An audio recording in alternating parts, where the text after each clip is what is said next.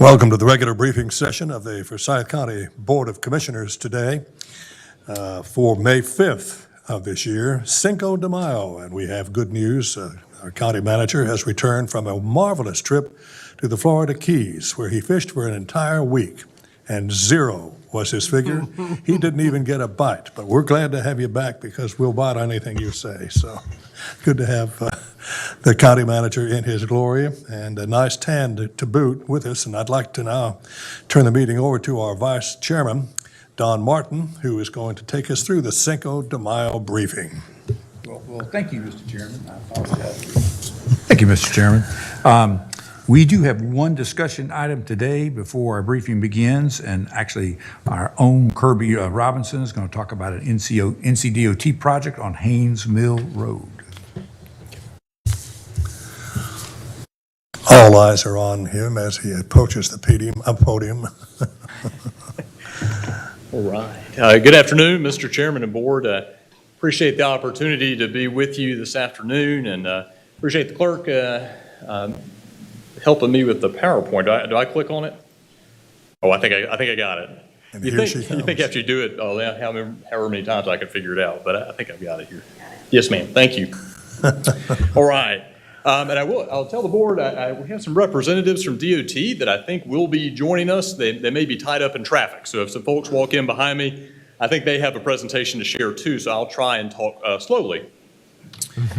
As background on this item, in 1984, the county authorized a document called a Declaration of Restriction that restricted the use of 30 acres of real property located at 400 West Haynes Mill Road for public outdoor recreational purposes. So today, we refer to that property, of course, as Callidium North, and the restriction is referred to now as the Land Water Conservation Fund Easement, or LWCF. The purpose of LWCF grants is to use federal funds to protect critical natural resources and outdoor recreation lands from development, and to enhance public access for recreation, protect wildlife, and conserve land and water resources. So in exchange for that restriction, the then Nature Science Center received funds for the development of additional recreational amenities on the property. So that restriction since '84 is on that property and will remain there in perpetuity forever, and may only be removed by written approval from the Secretary of the Interior. So here is a screenshot of our deed that through some really intricate title research we were able to dig up, and you'll see here highlighted it says this property may not be converted to other than public outdoor recreation uses without the express written approval of the Secretary of the Interior, and that if there was a conversion, they would need to assure the substitution of other recreation properties of at least equal fair market value and other reasonably equivalent usefulness and location. So let's talk about kind of what that means for us. Here is an aerial of the 400 West Haynes Mill Road property. You can see it's 2 tax parcels.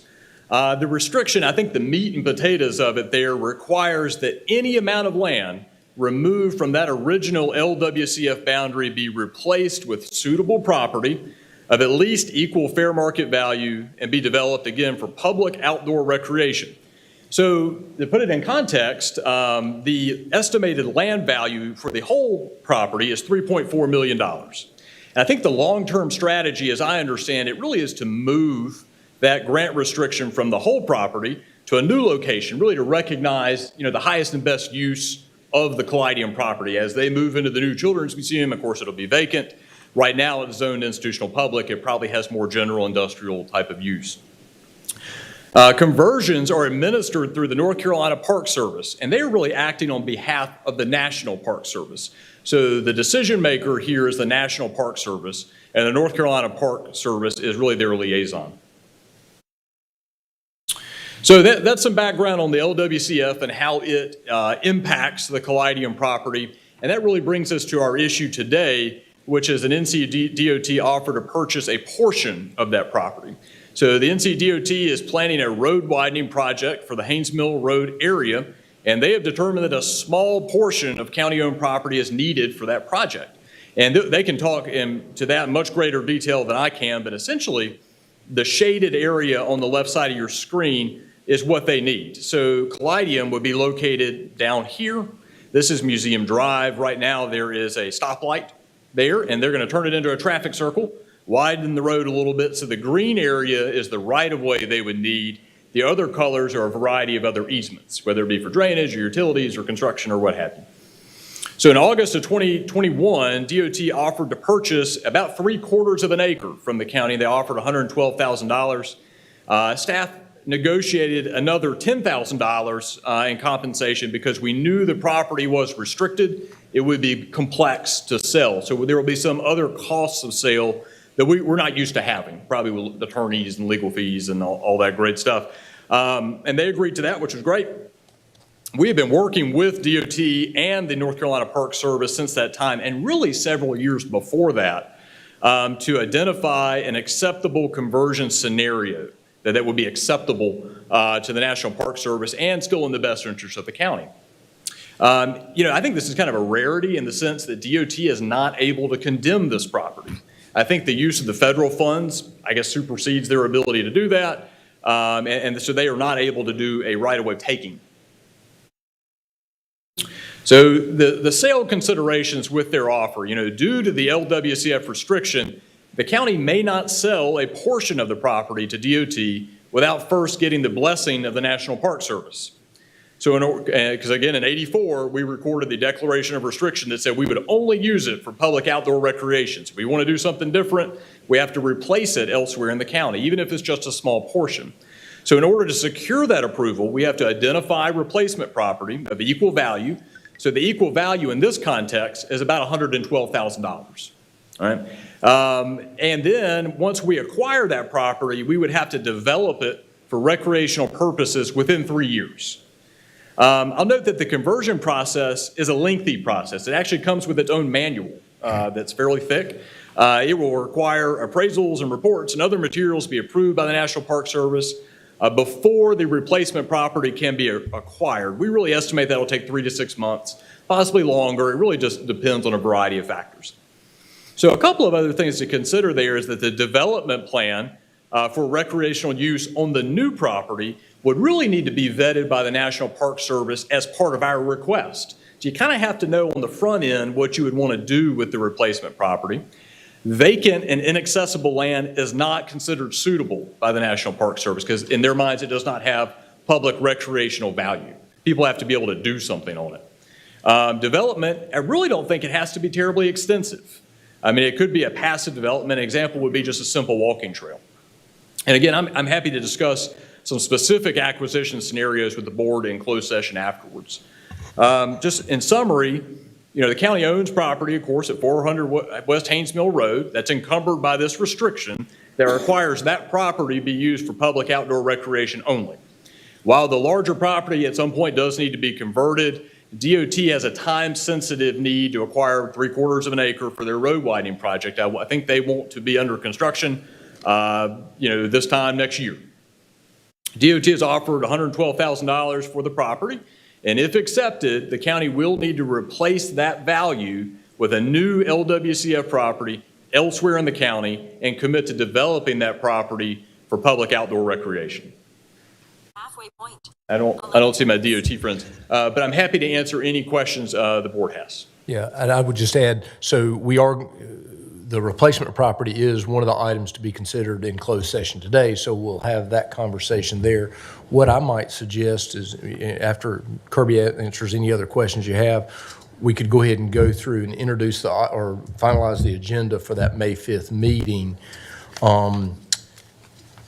Before we go in closed session, maybe invite DOT up to make their presentation on their road project, and then we'll go into closed session, deal with the entirety of the other part of that issue, and then come back in here because we do have a recognition for a retiring leader in our organization, and we could, and I think we'll get through this before that is scheduled, and so we can come back in, make the presentation to David Kwiatkowski, and then go into his reception. So if that works for the board.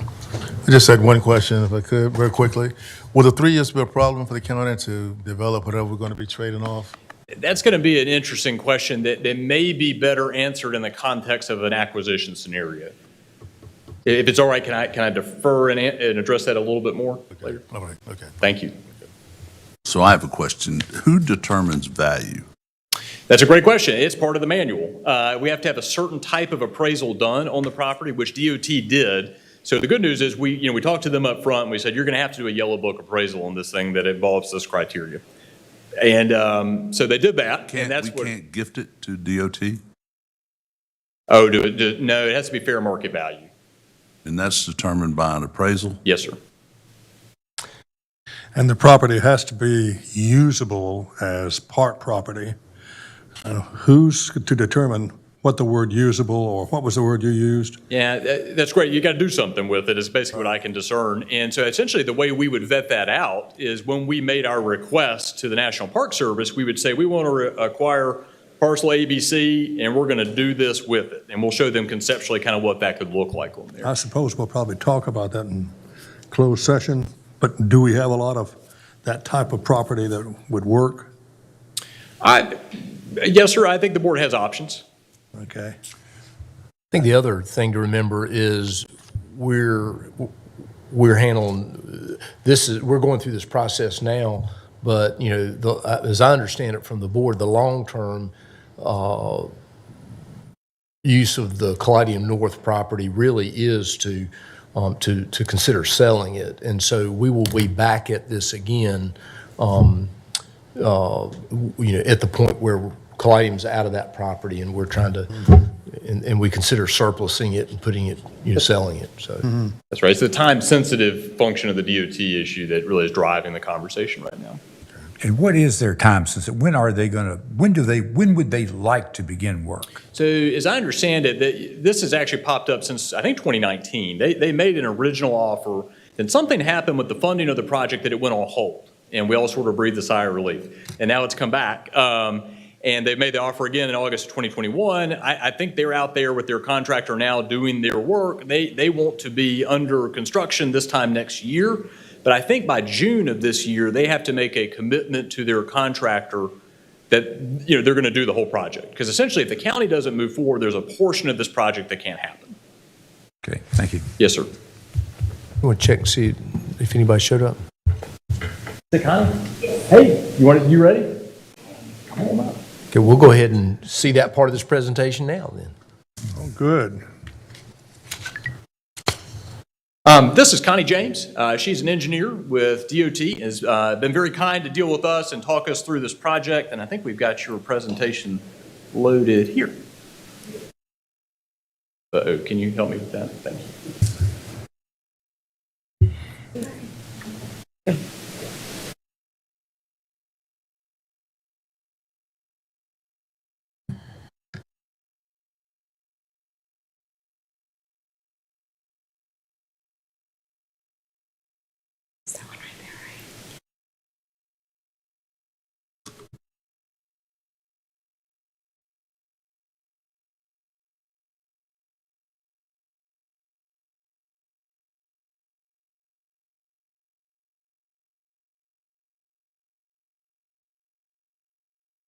Do you want to do it in PowerPoint? Yeah, that's fine. Okay.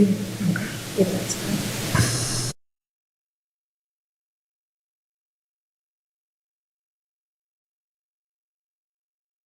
Good afternoon, members of the board. I'm Connie James, and I'm here representing the North Carolina Department of Transportation. Pat Ivy, our division engineer, had a conflict out of town, so he sends his regards. I wanted to give you an update. Aim that a little bit there, Okay, so all I right. can hear you well.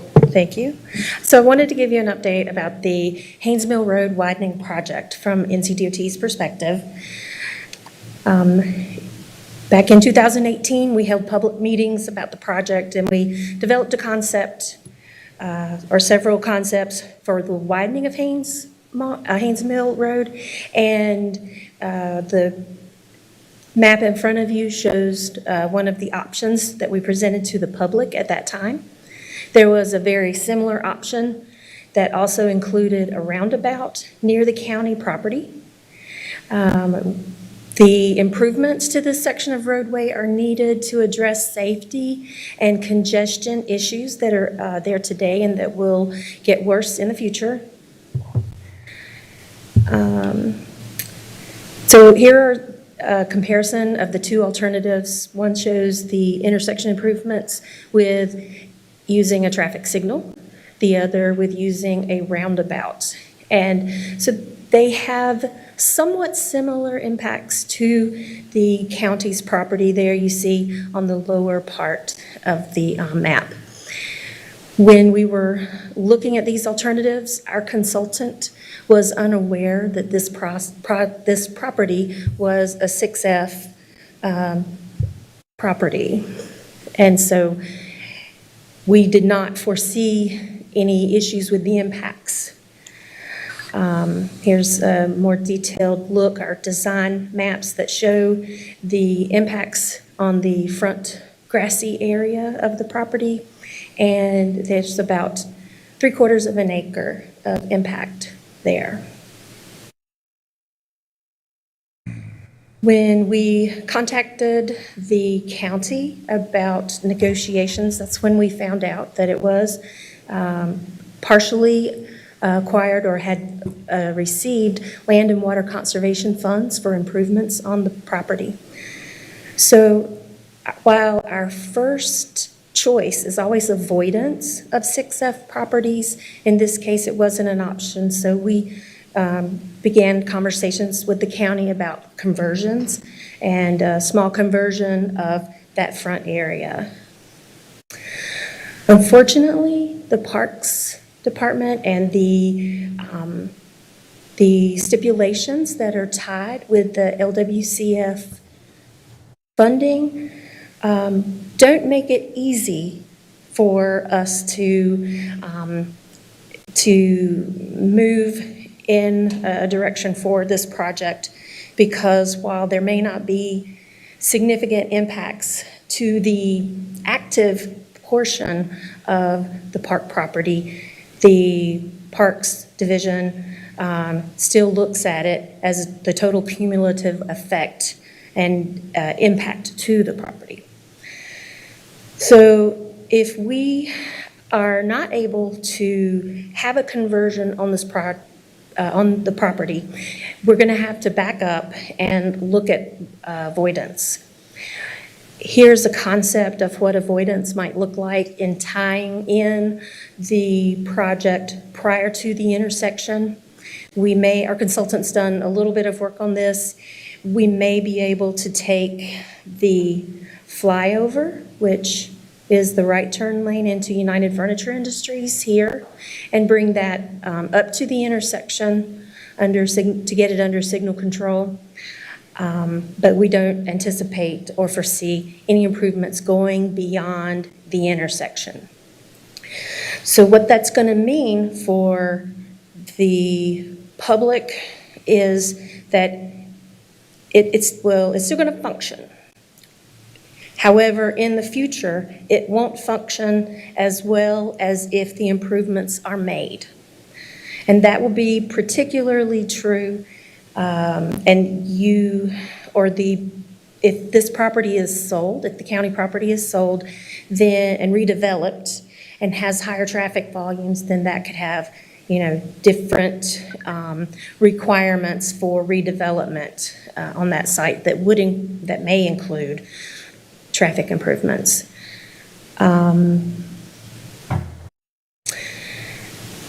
There is a concrete island in the middle of Haynes Mill Road to help channelize traffic and to make things safer and flow easier.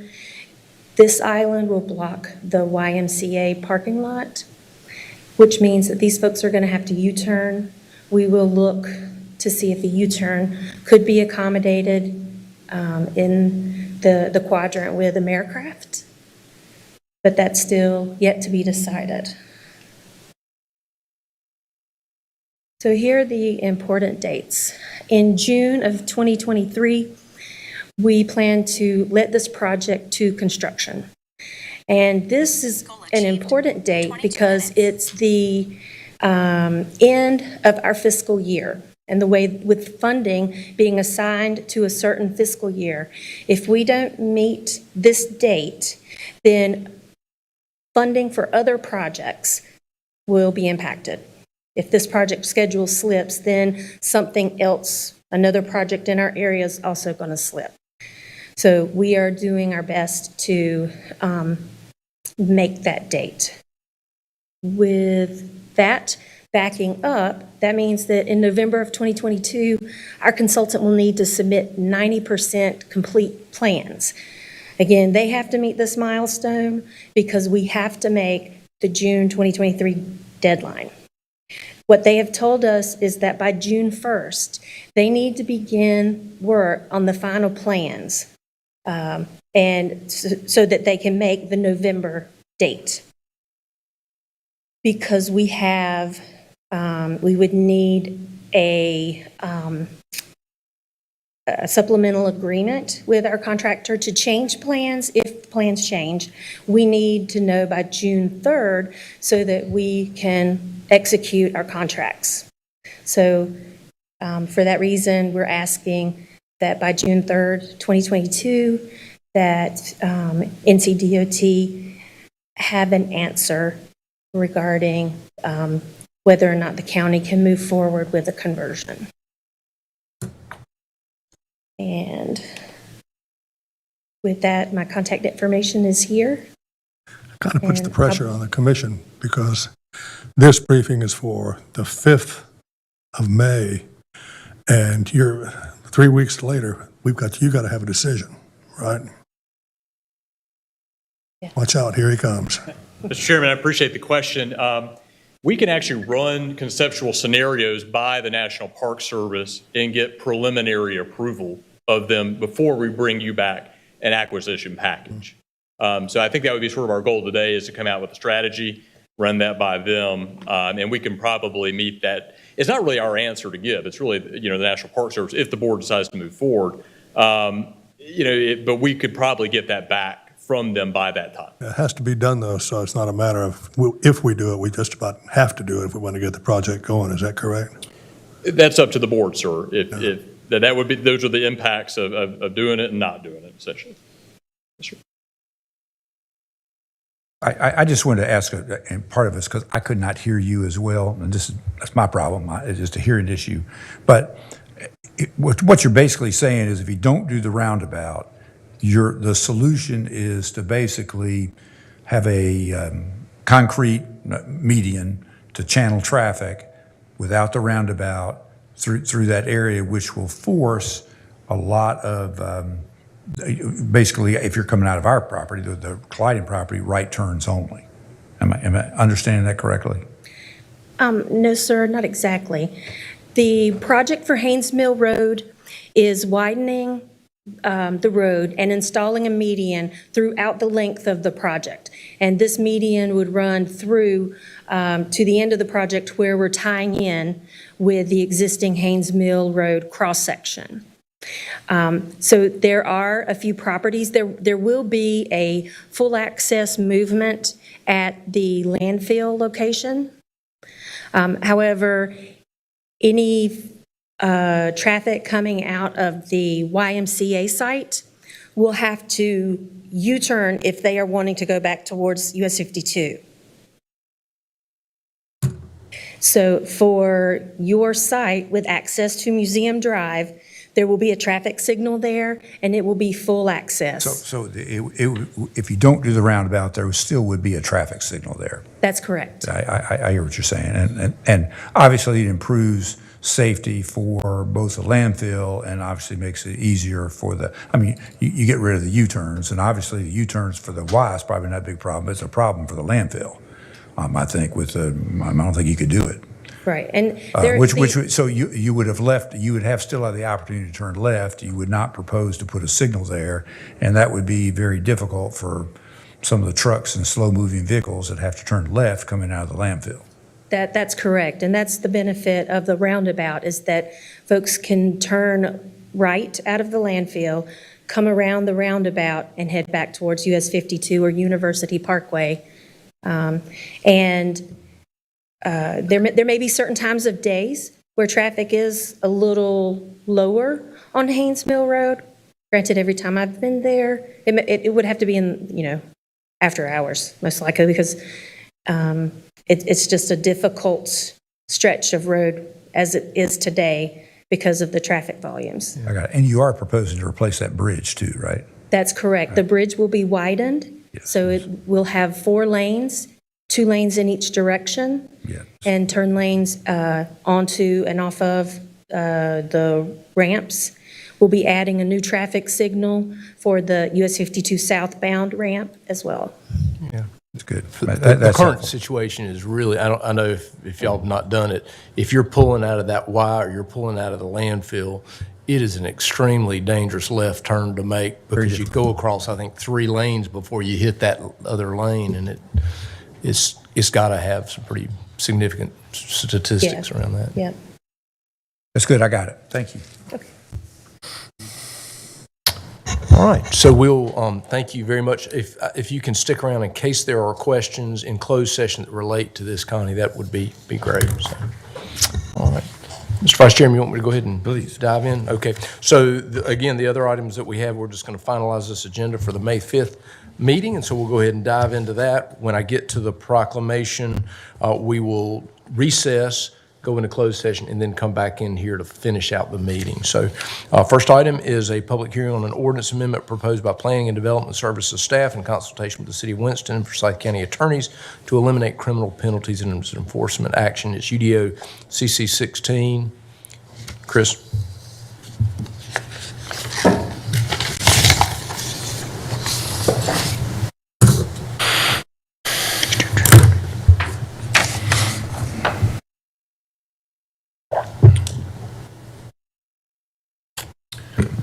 I was just getting to where I could share the screen if I needed to. I don't really plan on going over the, no, I was going to say I don't plan on going over the PowerPoint. I mean, this is a fairly straightforward text amendment. This is came out of Senate Bill 300, decriminalization of certain activities. And one of the things is it basically said any land use regulation that has its origins in the General Statute 160D, you cannot criminally prosecute a zoning violation.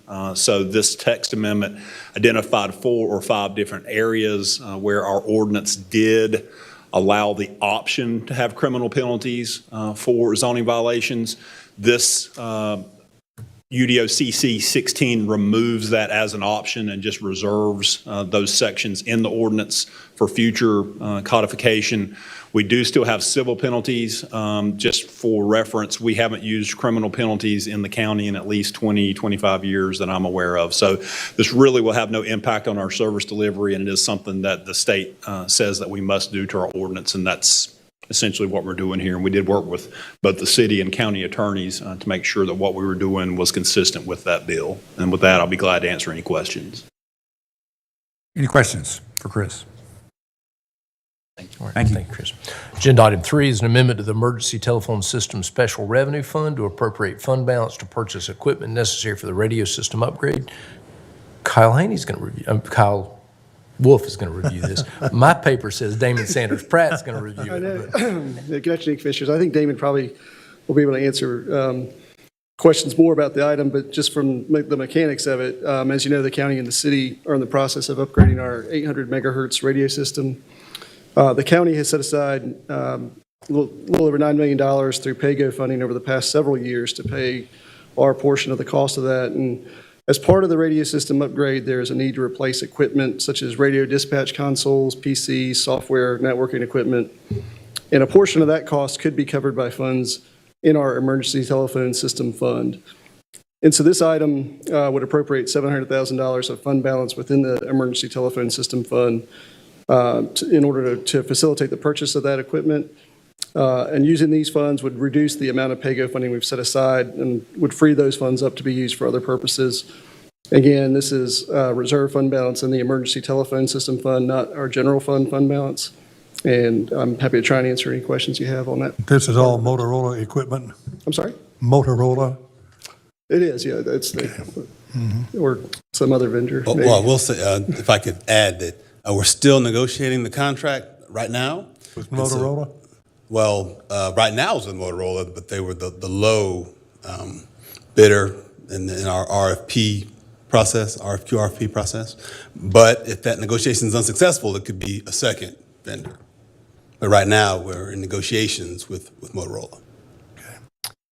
The only other thing I'd add is that it's good to spend these reserve funds, because when the reserve fund level gets to a certain amount, we quit getting receipts from the state into the fund, and we are at that right now. We were just notified that there aren't any new what they call subscriber fee money coming to us because of that. So this will be helpful in that endeavor. Carl just had one question. I just got a text. Where does pay go?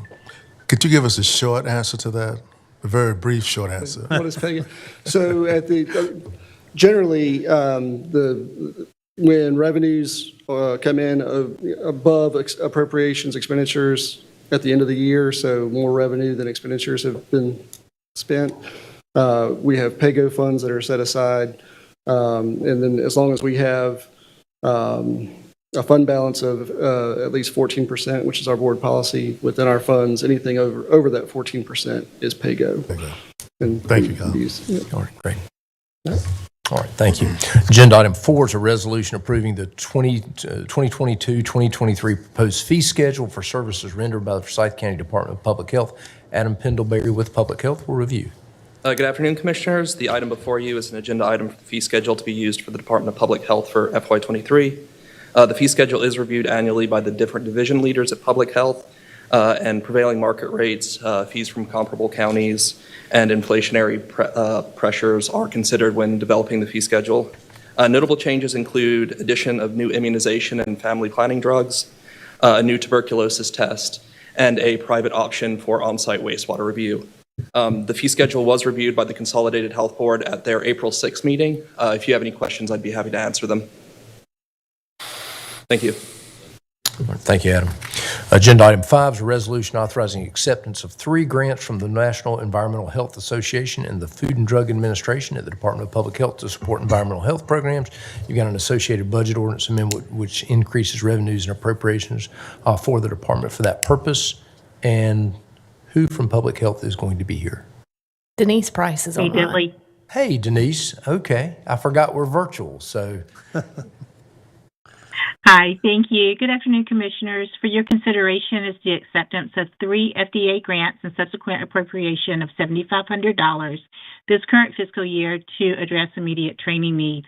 The remaining $19,000 will be included in the fiscal year 23 budget. The grants support the Forsyth County Department of Public Health's Environmental Health section with implementation of the voluntary National Retail Food Regulatory Program standards. These standards constitute a highly effective and responsive program for the regulation of food service and retail food standards. Specifically, the grants support the mentoring of our program, employee training, and strategic planning. I'd be happy to answer any questions. Thank you. All right, thank you, Denise. All right, we have a couple of contracts for review. We've got item 6, a resolution awarding a contract for the replacement of a 100-ton chiller at 4001 North Liberty Street at Smith Reynolds Airport, and Mark Davidson's going to review. Good afternoon. Mark Davidson, Airport Director.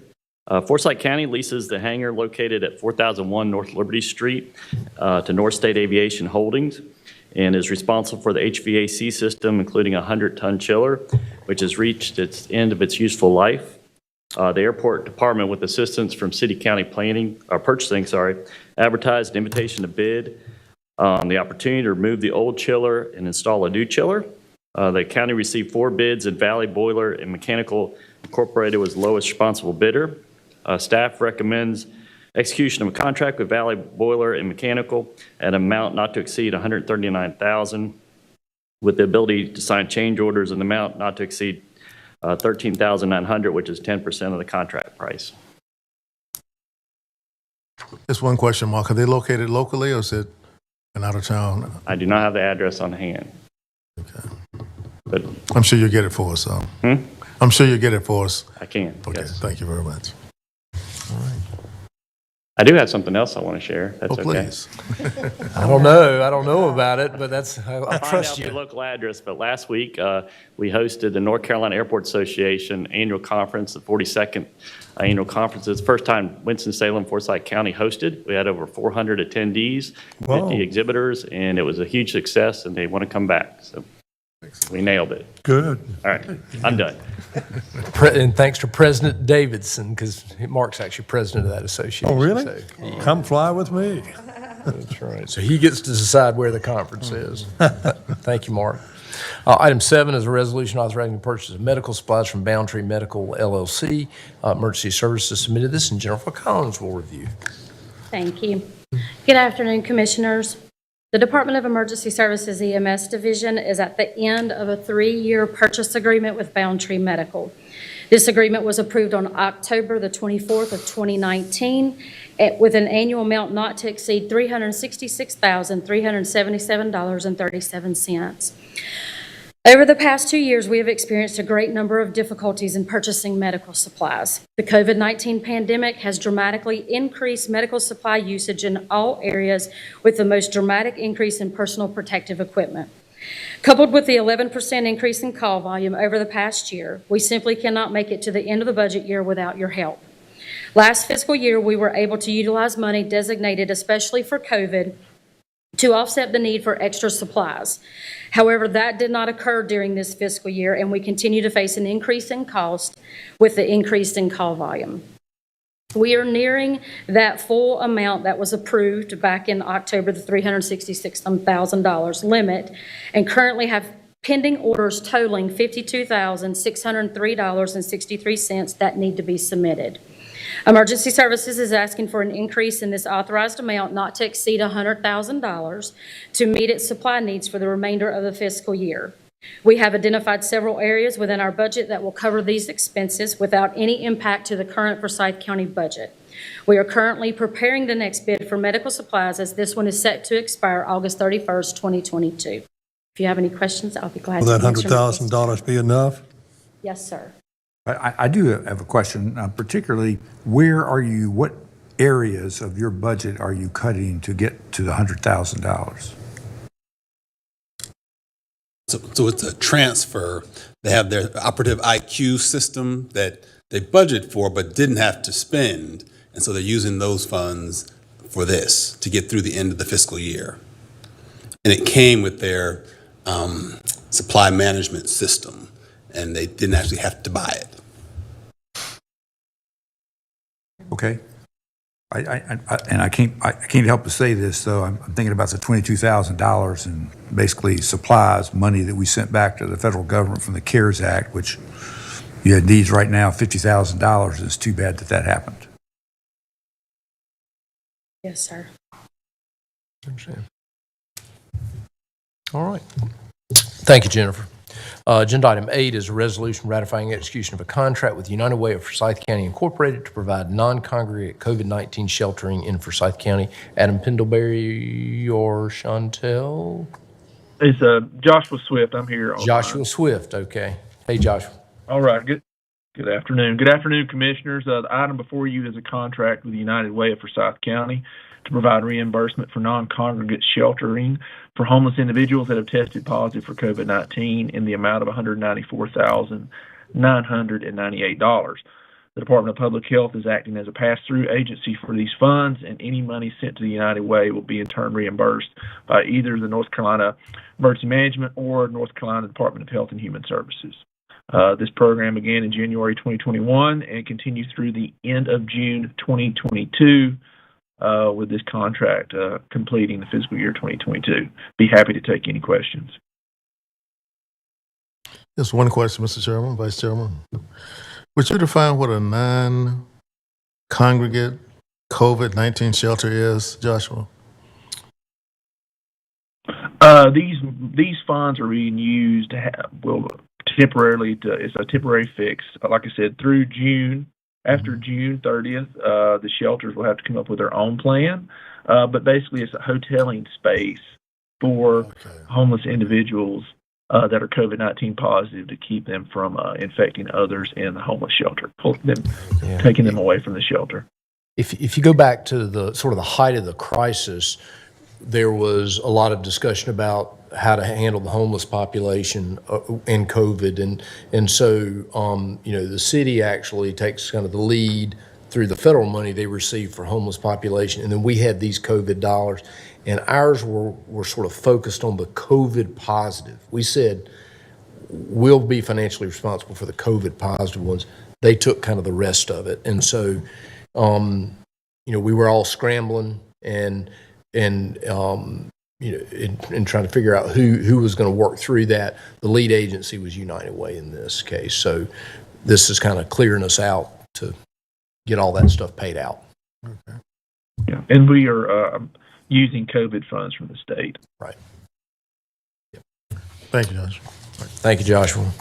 All right, agenda item 9 is an ordinance granting a non-emergency ambulance franchise within Forsyth County to Providence Transportation Incorporated. And Darren Ziegler, I believe, is on the line. Maybe. So Dudley, if I could intercede, so this is actually the second reading for this guy. It takes 2 readings. That's right, So we're bringing this back. It's Providence Transportation. They're replacing New Care, which was a provider that went away this year. And so it's a 5-year agreement, and this is the second reading for that because it's an ordinance amendment. That's right. Thanks for... Or not an amendment, but a change. Well, it is ordinance amendment. Okay. Any questions on that? All right. Item 10 is a resolution ratifying and authorizing interlocal agreement with the City of Winston-Salem on joint ownership of the property located at 2530 Pittsburgh Avenue. Damon's going to review. So thank you, Mr. Chairman, Vice Chairman, and Commissioners.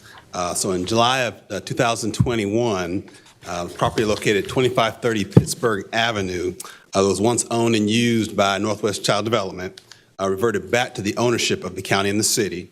The reversionary clause was implemented because Northwest Child Development no longer used it for daycare purposes, as was required in the deed that transferred it to them from the city and the county in 72 for that purpose. So the interlocal agreement for your consideration and approval by resolution notes, among several things, that the county will pay half the cost to maintain the property, not to exceed $5,000 a year. Neither the county or the city can use the property without agreement from the other. If either party uses the property for its own purposes, it assumes responsibility for maintenance and operating expense. And if the property is leased, the balance of the revenues will be evenly distributed between the city and the county after subtracting out the equitable expenses that we put in to maintain it. I mentioned last Thursday that the city has contacted me and noted that they do have some interest from Boston Thurman Community Network nonprofit to renovate and lease that property, but they're still investigating that. But they've had some interest expressed in it already. So City Council approved the attached interlocal at their March 28th meeting. And with that, I'll be glad to try and answer any questions that you might have. That property we looked at about 3 months ago, maybe? That's right. And the discussion then was to either turn over our interest to the city or to retain part ownership of it. Just one question, Dan. Do you recall the amount of money would be required to update that facility? It seemed to be pretty run down, as I recall, or abandoned for the most part. So I don't know what that amount would be. However, it's built for daycare purposes, so it has like a lot of low sinks, low commodes. I mean, it's adapted for children. So if it's used for another purpose, it would be probably a significant, even more significant use to upfit it. It needs some roof work, ceiling work. It's got roof leaks. The floors are damaged. It's going to take a little work to bring it back to usefulness. Thank you, Dan. All right, thank you, Damon. All right, item 11 and 12 are tax administration matters. You've got 2 resolutions approving refunds by the tax assessor and collector in the amount of $662.90 and $3,136.30 respectively. John's on the phone if you are available if you got any questions. We do have 3 reports: the January, February, and March, or January and February Human Resources Report, and then the March Contribution-Based Benefit Cap Report. And with that, item 16, we will pick back up after a closed session when we come back in this room. And so unless there's anything we need to do before closed session, I'll read the closed session motion. Good. All right. I need to ask the board to consider a motion to go into closed session to discuss 2 matters to establish or instruct the public body staff or negotiating agents concerning the position to be taken by or on behalf of the public body in negotiating the price and other material terms of a contract or proposed contract for the acquisition of real property by purchase, option, exchange, or lease pursuant to provisions of General Statute 143, 318, 11A5. Two matters to consult with the attorney employed by the public body in order to preserve the attorney-client privilege between the attorney and the public body, to consider it and give instructions to the attorney concerning the handling of a claim and potential judicial action pursuant to provision of 143, 318, 11A3. And since there's no other business, since there is more business to come before the board at this meeting, following the closed session, we will come back in here for one item and then we will adjourn. A motion made under the title of Ted Kaplan. Second. Second by Commissioner Don Martin. All in favor, say aye. Aye. Closed session.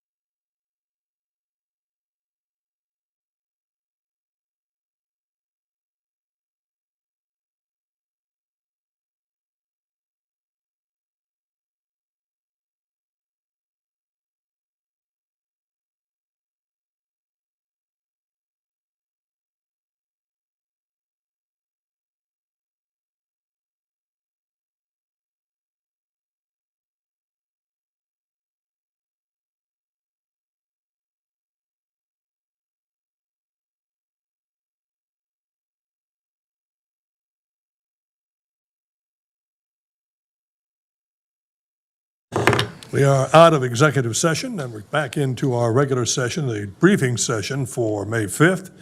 And I would call on our Vice Chairman, Don Martin, with a special award. Thank you, Mr. Chairman. This is a special award to someone who's made a tremendous contribution to the county over just a few years. But this is a proclamation recognizing the accomplishments of David E. Kwiatkowski. Got it pretty good? Pretty good. Only pretty good? Kwiatkowski. Kwiatkowski. I'm not very quiet. It's still quiet. Kwiatkowski. I'm so proud of myself. I've been practicing it. I thought I sort of had it down. I was expecting, sorry about that. But he did say sort of like, some of you know I'm a Duke fan, so there's Coach K. Because people have trouble with that, I might refer to you as David K. Great. How about that? Okay. So anyway, basically accomplishments of David K. on this occasion of his retirement as Chief Information Officer. Whereas David E., I still want to say it, Kwiatkowski. I'll try. Whereas David E. Kwiatkowski began his career with Forsyth County as a microcomputer technician in Management Information Services in November 1987.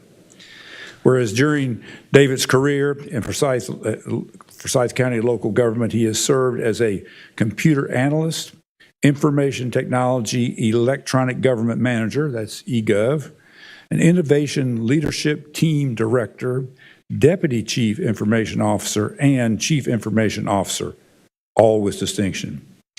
Whereas David is accomplished academically and holds a Bachelor of Science degree in Business Administration and Mathematics from State University in New York and a Master of Divinity from Columbia Biblical Seminary.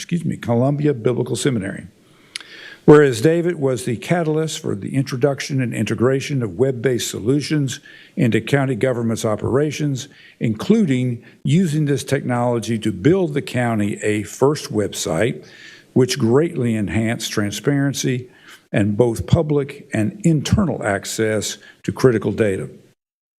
Whereas David and the MIS team greatly enhanced access to the county's legacy computer systems by building critical links within these systems and greatly extended their life. This effort over more than a decade provided a logical transition to his leadership to the current transition to the Forsyth County's Enterprise Resource Planning, ERP, implementation project. Now, therefore, be it proclaimed that the Forsyth County Commissioners hereby recognize the exemplary service and accomplishments of David E. Kwiatkowski and thank him for his outstanding and distinguished service to the state of North Carolina and the citizens of Forsyth County. We're not taking action today, but I think we will next week with the official action. But I do have something to give you, a much nicer framing of the proclamation. And I did ask permission to share with you that this frame was constructed by our county manager, Dr. Watts. He does great work. Smell the, I appreciate it. It's great. So thank you for your service. Thank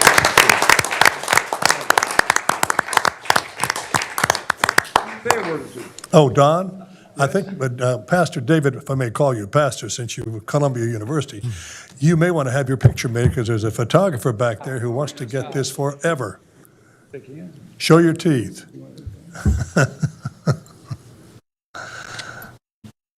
I got to hire that guy. I think that was a good move. I'm proud of him for what he's done. It has been a real joy and a pleasure to serve Forsyth County. And I'm emotional about it. It's been a privilege. And I've often thought that if I could speak to you, I haven't been in front of you very much over the years because in the nature of what I did, we weren't buying things. We were working with departments heavily with DSS public health tax over the years, but it didn't involve having to make purchases, just working with people and working with processes. But that's been a tremendous joy of mine. I love analyzing business processes and looking for ways to do things more efficiently. And I remember back when we put work with Geodata Explorer to put that online, and one thing I was real proud of, about a year later, Pete Rada said, you know, I used to have 10 positions that just answered the phone to say, hey, what's my tax value? He said, I don't have those positions. They've either moved somewhere else or I haven't refilled them. We actually didn't lay off anyone, but a year later, to have a department head say, I'm 10 positions down, and that's great because people can get their, the information right away. But I've often thought there's two things I'd love to say to you. And the first thing is, you are a rare example of a truly bipartisan board. And as far back as the Pete Brunstetter days, the fact that, I could look at this board and there were some, to use the common terms, some on the right, some on the left, some in the middle, but you would work together well and come to agreements. That had a lot to do with my staying here for 34 years. It really did, because I could admire the boards. And during that time, I saw things in several of our other local counties, cities, school boards, where I thought, man, I just wouldn't even want to be affiliated with that organization because of what I see and the fighting and all that among the boards. And of course, it's even so rare today, but I wanted to say that to you, that was a factor on my saying, I'm staying here, because I couldn't have put up with some of the nonsense going on in other boards where they're just, publicly, especially publicly, fighting with each other. And I appreciated that. And knowing that there was a blend, so that really was significant for me. And it's kind of neat that you're both Democrats and Republicans, and I'd in a heartbeat vote for every single one of you, because it didn't matter. They're not my party or whatever my party might be at the time. But so thank you for that. The second thing I wanted to say, because this really did change my life in a significant way, is when 10 years ago you guys decided to fund the wellness program. And I, of course, signed up because I'm going to get $30 a paycheck off of my health plan. So who wouldn't sign up? And I thought, I'm in great shape. This won't be any problem. And I signed up. And I was mad when the report came back and it said, I got to meet with a wellness coach 4 times this year because my numbers don't look so good. And that got me mad. So I met with the wellness coach and we went through the profile and said, well, you never exercise, which was true. I didn't. And your diet's not that great. And we went through a list of things and I said, okay, I'm going to work on these things. And I started running. Commissioner Kaplan knows about that. I said, I'm going to start running. I'm going to start changing my diet. And I tell you, I couldn't believe the changes it made to me. And I feel better now, healthier, less creaks, less pains at 62 than I did at 52. And it's because of that wellness program. And I'm so glad that you're still funding it. I know there's a cost to it. I can tell you, at least for me, other than yearly physicals, I haven't had any medical things in the last 10 years. Now, there's probably a lot of luck involved in that too. But that was really significant. And we don't often get a chance to say, thank you publicly for that. But thank you so much, because that's really significant. And I appreciate your funding that. May I say one thing? Yes. I really like your first name. I think it's a great name. And, Dave K is how I sign everything, so there you go. Sometimes people say, okay, how do you spell your name? And I'll say it's D-A-V-I-D. David, can you introduce your family? Yes, my wife, Dana. Oh, gosh. We have been married for 35 years. Could she step up? Do you mind having her step up with you? Maybe we can get a... Come on.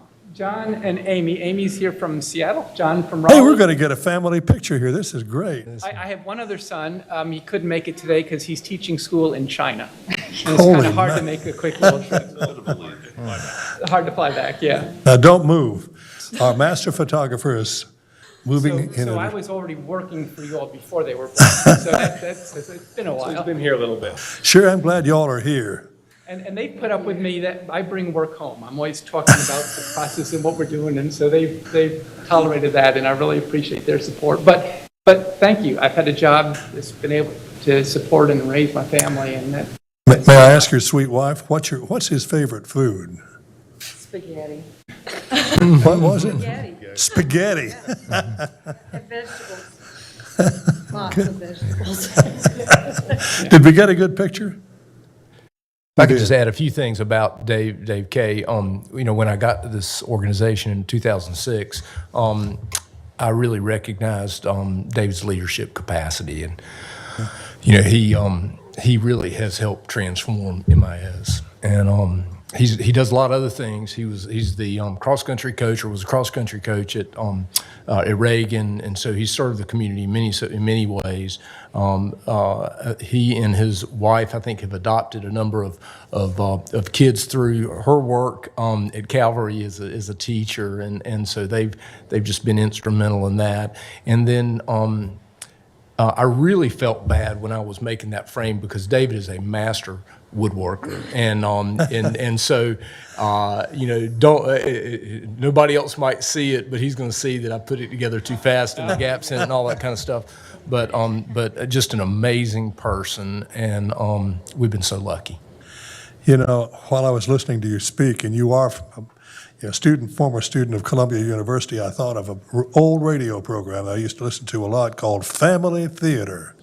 And their chief, and I think you're a good example of this, their chief mission in putting that program on the air was to demonstrate that the family that prays together stays together. And by golly, I think you've hit the jackpot all four of you.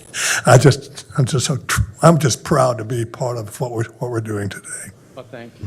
Yes, sir. Well, I'm proud to have been a part of this county. Thank you very much. Appreciate everyone. And we can retire to a reception for David and his family out in the hallway. Chairman Kaplan has moved that we adjourn. Second. Second, Commissioner, we're adjourned.